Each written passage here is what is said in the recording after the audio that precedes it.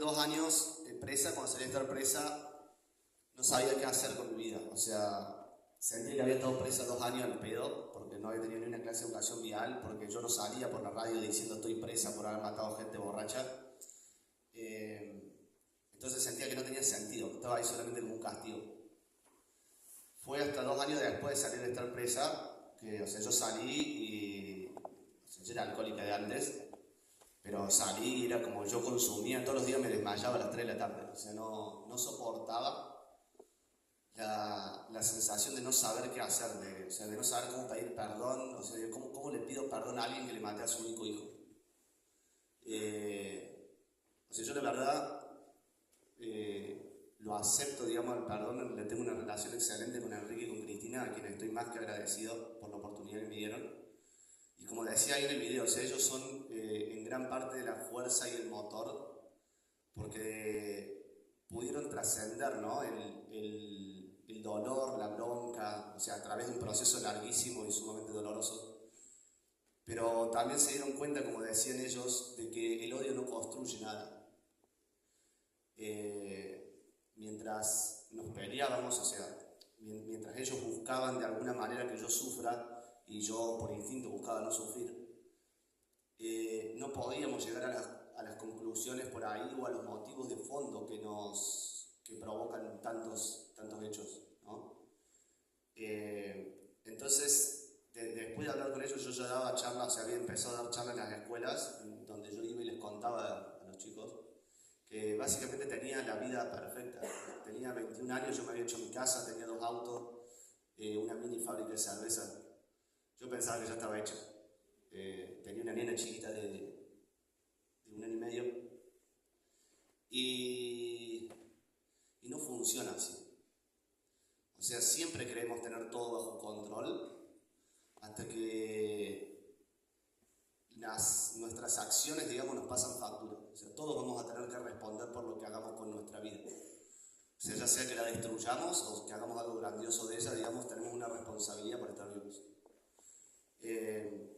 Entonces, a pesar de dar charlas en las escuelas, a pesar de todo lo que yo podía hacer, me daba cuenta, digamos, que el flagelo era cada vez mayor, que se perpetuaba, no disminuía. Y el año pasado, cuando vine la primera vez a Viedma, que fue el primer congreso que vine de estrellas, yo moría de pánico, la verdad. Estar entre medio de un montón de víctimas, o sea, muy similares a Enrique, a Cristina, a los papás de Eugenio y Nahuel. Yo tenía la sensación que todo el mundo me odiaba y que me iban a matar. Y temblando y todo, vino Silvia y me daba la mano y me acariciaba la mano, y a mi cabeza no me entraba, o sea, no me entraba que una madre que había perdido a su hijo esté acariciando a un asesino en un punto. Y ahí también pude ver, digamos, la grandeza del corazón humano y la grandeza de la humanidad. O sea, porque a pesar del dolor, a pesar del sufrimiento, a pesar de todo el desamparo que han pasado, o sea, hay gente que hace 20 y pico de años que está luchando por esto. Y sin embargo, o sea, yo prendía la tele, veía los controles de tránsito, o sea, la cantidad de gente que se seguía matando a causa del alcohol. Era impresionante. Entonces empecé a pensar, ¿qué hacemos como sociedad que no cambiamos? ¿No? Y empecé a notar como incongruencias. O sea, tenemos un discurso a nivel nacional para que no muera ni una menos, lo cual es fantástico, pero mueren 20 personas por día en hechos viales, 7, 10, 14 son mujeres. Entonces, ¿por qué razón le daríamos más importancia a una vida que a otra vida? O sea, la vida vale vida, no tiene precio. La forma en la que te maten, por más aberrante que sea, te está quitando la vida. Y el dolor que siente una madre que le atropellan a su hijo no es menor que el que siente una madre, digamos, que la mató el marido. Entonces, ¿cuál es la razón por la que tenemos un discurso social que decimos que luchamos por la vida, que la vida es lo primero, y sin embargo vemos todos los días que son ignorados un montón de hechos, ¿no? Empecé a hacer como un análisis más profundo para tratar de entender, y me di cuenta que hasta que no entendamos las razones por las que consumimos alcohol de manera excesiva, Podemos hacer toda la campaña posible, que de hecho se está haciendo, o sea, o al menos la gente de Estrella, digamos, y los municipios que se copan apoyan esto, pero si no hacemos al mismo tiempo una crítica profunda a nosotros mismos de por qué, o sea, qué hay en el alcohol, qué produce que engancha tanto, ¿no? Yo al principio como que iba a las escuelas y hacía mucho hincapié en que no tomen, pero después me da cuenta que no me hacen caso. Si yo le preguntara a cualquiera de ustedes hoy si saben que no tienen que tomar y manejar, todos me van a decir que saben. Yo también sabía si me preguntaba ese día. O sea, no en el momento que me subí al auto yo no pensaba nada, no tenía que tener en la cabeza, pero como que teóricamente todos sabemos un montón de cosas. Lo que no sabemos son las cosas que hemos aprendido, pero que no pensamos en esas cosas. Yo puedo venir a darles una charla de 30 minutos, 40 minutos, y en el momento que ustedes, ojalá que no les pase, pero que estén borrachos y tengan que pensar en manejar, probablemente no se acuerden de la charla que yo les di. Ojalá que así sea. Ojalá que no lleguen a estar borrachos y quieran manejar. Pero si ustedes no entienden que en su cabeza hay a favor del alcohol un montón de ideas y que ustedes las tienen ahora aunque no lo sepan, no van a poder entender el por qué tomamos tan malas decisiones. Por cada 45 minutos que me pueden escuchar hoy acá, la gente que tiene 16, 17, 18 años ha visto 60 días de propaganda. O sea, no es que 60 días vio propaganda. Sumando minuto a minuto, cada propaganda de alcohol que vieron desde que nacieron hasta ahora se completan 60 días. Y las propagandas de alcohol te dicen que el alcohol es compartir, que el alcohol es disfrutar, que el alcohol es la familia, que el alcohol son los amigos, que el alcohol es diversión, que el alcohol es placer.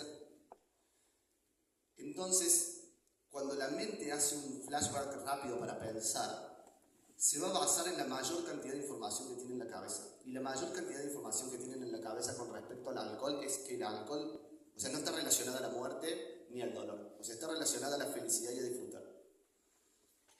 Entonces, yo en el momento que me subí al auto, yo estaba con 2 nenes, con mi pareja en ese momento que estaba embarazada.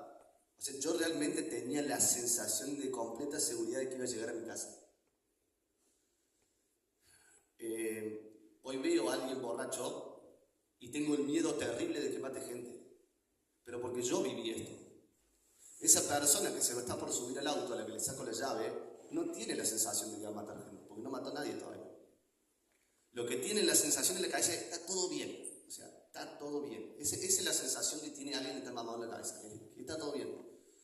Y en un punto está todo bien, o sea, digo, tenés derecho a disfrutar si sos mayor de edad, si estás en un lugar tranquilo o privado, digamos, si no molestas a nadie, si no causas ninguna muerte. Pero en realidad no estás bien por el alcohol que tenés en la sangre, sino que el alcohol produce una serie de inhibiciones en la cabeza que te quitan las preocupaciones, que te quitan el miedo, que te quitan el estrés. Y una persona sin miedo, sin estrés y sin preocupaciones es una persona desinhibida, alegre, encantadora, que puede hablar, Entonces, no es que te hace valiente, te quita el miedo. Y cuando no tenés miedo, sos valiente, porque lo único que no te hace valiente es tener miedo. Entonces, la valentía es como el estado natural de la persona, solo que vivimos todos con miedo. Cuando viene alguien a nuestra casa con alcohol y en auto, tenemos miedo de decirle que no maneje, o siquiera de cuestionarlo. Porque se requiere un cierto valor para confrontar a una persona que está teniendo una acción irresponsable y hacérselo ver. O sea, a nadie le gusta que le hagan ver los errores que comete. Entonces, empecé a ver que había un montón de cosas de las que no se hablaba. Y después de empezar a trabajar con las chicas de Estrellas, después o sea, en los últimos 2 años, empecé a tratar de transmitir este mensaje. Duden de todo lo que les vendan. Cuando una empresa te muestra una propaganda de pibes que van al boliche, que se cagan de risa, o que están comiendo un asado y que están tomando, no es que hicieron un estudio de mercado y vieron que la juventud estaba muy deprimida, muy aburrida, y estaban tan preocupados porque los pibes no disfrutaban que vamos a hacer una empresa de alcohol y vamos a hacer cerveza. No. Lo único que se pregunta a la persona que diseña la publicidad es ¿cómo hago para que me compren más? Y hay una regla de tres muy simple. O sea, si se produce, por ejemplo, no tengo ni idea, pero 1 millón de litros y se consumen 1 millón de litros y tenemos 1000 muertos a causa del alcohol en hechos viales, porque también tenemos la violencia en la salida de los boliches, la violencia doméstica que se exacerba a través del alcohol. Quiere decir que el 1%, o sea, te estoy exagerando, pero para hacer una relación, va a terminar en un hecho fatal. Si al año siguiente se venden 2 millones de litros, por matemática va a haber el doble de hechos. Entonces, tenemos que entender por qué consumimos.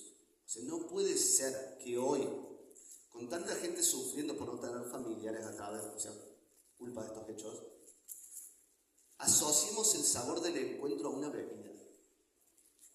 O sea, que el sabor del encuentro no sea el abrazo que le dan a sus viejos, que el abrazo que sus padres le dan a ustedes. Encontrarse con amigos y disfrutar porque están vivos. Si eso no es el sabor del encuentro, si hemos reducido las emociones humanas al punto de que una bebida nos representa, pienso que fallamos como sociedad sin saberlo. Y buscamos en cada uno la responsabilidad individual. De que sí, claro que soy culpable y un responsable de mierda, digamos, en ese momento por haber manejado en ese estado. Pero no vamos a ir a ningún lado mientras solamente señalemos al culpable. O sea, sí necesita, o sea, por todo lo que están luchando ellas, y hoy entiendo que haber estado en Cana me permite estar acá. O sea, no, probablemente Enrique y Cristina no me hubieran podido perdonar si yo no hubiera estado en Cana. Porque tuvieron 2 años para pensar. O sea, 2 años para darse cuenta de que no estaban más felices porque yo estaba preso. 2 años para darse cuenta de que su hijo no volvió porque yo estaba preso. Entonces, como dicen en el video, para poder hacer algo más, era necesario de alguna manera seguir adelante. Y fue ahí, o sea, hasta el momento que yo me reuní con Enrique y con Cristina, yo lo único que vivía todos los días pensando era que no me los cruce en la calle. Primero porque pensaba que me iba a dar un tiro. O sea, y ellos iban seguido a Bolsón porque organizan la jornada sin alcohol y demás. O sea, yo pensaba que me iba a matar. Pero después, o sea, al ver la nobleza de esa gente, o sea, al ver la lucha, al ver la entrega, yo no pude hacer otra cosa que hablar sobre esto. Porque es como, o sea, no es un acto de valentía, es una necesidad, es lo único que yo puedo hacer. O sea, no puedo revivir a nadie, no puedo cambiar el pasado, pero sí podemos mejorar el futuro y el presente. Y para lograrlo, o sea, es necesario hablar sobre estos temas. Es muy difícil, por lo doloroso, digamos, que representa,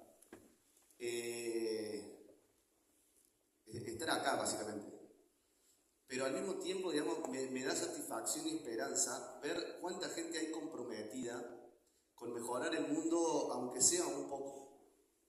Y hay gente que en algún punto está muy sola, porque, o sea, recién ahora, o que yo me entero, digamos, veo que está teniendo un poco más de apoyo, pero tuvieron 20 años para aprobar la ley de alcohol cero. Eso que todos sabíamos desde hace 20 años, que si tomás no tenés que manejar. Padres y madres yendo a ver a la gente que legisla, tardaron 20 años en que voten a favor de esa ley. Los legisladores eso sabían, y los senadores sabían que no había que tomar, o sea, que si tomás no tenés que manejar. Pero ¿qué pasa? Pensaban que iba a haber pérdidas, que las empresas, o sea, las empresas hacen lobby, digamos, y cada uno busca su propio beneficio en esta sociedad individual. Si una empresa que es representada también por diputados y senadores tiene que analizar una ley en la cual dice, a ver, mis clientes salen en auto a tomar, si les prohibimos, o sea, dice, la gente es muy inteligente, no va a tomar más. Entonces ese miedo o sea, hizo que durante 20 años no se apruebe una ley que es fundamental. Y oh sorpresa, después de que se aprobó la ley, no disminuyó ni un poco el consumo de alcohol. O sea, porque la gente sigue encontrando en el alcohol esa salida a la forma de vida en la que vivimos hoy. O sea, tan acelerada, tan consumista, tan desesperante de alguna manera. Y estas contradicciones que tenemos como sociedad, porque tenemos un discurso que cuida la vida, que amamos la vida, que la vida está primero y demás. Pero después cuando los hechos, cuando la realidad nos muestra de que en un noticiero tenés muerte, muerte, propaganda de alcohol, propaganda de alcohol, muerte, muerte, propaganda de alcohol, propaganda de alcohol, vos decís hasta qué punto. O sea, tenés la nota del periodista diciendo venía borracho, manejó, chocó, termina y te empieza una propaganda de birra, ¿no? Y la propaganda de birra no empieza diciéndote, mirá lo que acaba de decir el periodista, por favor, si consumen esta cerveza no manejen. O sea, no empieza así la propaganda, ni termina así. Te dice, querés disfrutar, querés pasarla bien. Entonces el cerebro no puede procesar toda esa información. O sea, no nos damos cuenta porque sucede en niveles adentro de la cabeza. Pero es incompatible el mensaje. Entonces, como tenemos un mensaje incompatible, lo que hace la cabeza es o descartarlo y olvidárselo, o encontrarle una explicación. La explicación siempre es, ese que iba manejando es un irresponsable. Y claro que lo es. Pero es como que yo fuera siempre responsable, de alguna manera. ¿Sí? Y quizás a ese que estamos señalando estaba escabeando con nosotros. Y lo vimos irse en auto. Entonces, la responsabilidad yo creo que es algo que se construye colectivamente. Suelo poner el ejemplo de cuando se fumaba adentro en los lugares cerrados. O sea, yo cuando iba a la primaria, iba en colectivo público, y al lado mío se sentaba un señor, sacaba un cigarrillo y se lo prendía. Y a veces había 7 personas fumando dentro del colectivo, más el chofer, ¿no? Y era normal. O sea, digo, yo nací, desde la primera vez que me tomé un colectivo había gente fumando, y hasta que salió la ley de que se prohibía fumar en lugares cerrados, y se prohibía la publicidad de cigarrillos, y se prohibía el consumo de cigarrillos en horario de protección del menor, o sea, en las novelas y demás cosas para menores, hasta ese momento, yo, o sea, por más que me molestara el humo y todo, era como era normal. Cuando sale la ley, al principio, yo me acuerdo, o sea, de decirle a mi viejo si se prendió un pucho, a alguno de mis tíos, era como que te miraban diciendo, no jodas, nene, ¿no? Hoy en día, si un maestro se lleva a prender un pucho dentro del aula, si alguien se lleva a prender un pucho dentro del colectivo, o sea, un nene de 4 años te mira y te dice, bájate, apagá eso, o ¿qué está haciendo? Porque le parecería raro, ¿no? Lo mismo nos sucede con el consumo de alcohol, o sea, lo tenemos tan normalizado y tan incorporado que cuando vemos a nuestro familiar que se está yendo caminando medio de costado así y se sube al auto, decimos, va a estar todo bien. Porque la mente no trae la noticia que viste de la persona destrozada y llorando porque le habían matado a un familiar, a alguien en estado de ebriedad. Ni te trae la contradicción que viste al siguiente momento cuando viste la propaganda de alcohol. Sino que lo que te trae es una tercera idea que es, está todo bien. No se basa en absolutamente nada esa idea, pero cumple una función muy importante, que es reducir lo que se llama disonancia cognitiva. La disonancia cognitiva surge en la cabeza cuando vos tenés 2 ideas contradictorias que se oponen, que no son compatibles, y tenés que seguir. Por ejemplo, si fumo cigarrillo, yo sé que el cigarrillo mata, y estoy 100% segura que no me quiero morir. O sea, nadie se quiere morir. Entonces, para no pensar que me estoy matando todo el tiempo, la tercera idea que voy a introducir en mi cabeza es, de algo hay que morir. Conozco gente que fumó hasta los 90 y no le pasó nada, murió atropellada. Entonces, esa idea hace que yo no tenga que estar pensando que me estoy matando, ¿no? Y es un mecanismo normal, sumamente natural, y que todos tenemos en la cabeza, querramos o no, sepamos o no. Entonces empecé a ver que a menos que descifremos un poquito nuestra propia cabeza, vamos a seguir tapando huecos en un balde que estamos perforando a una velocidad más grande de la que podemos parchar. Y lo que se está fugando por esos huequitos son vidas humanas. O sea, que tengan que estar las víctimas hoy yendo a solicitar apoyo, a solicitar leyes,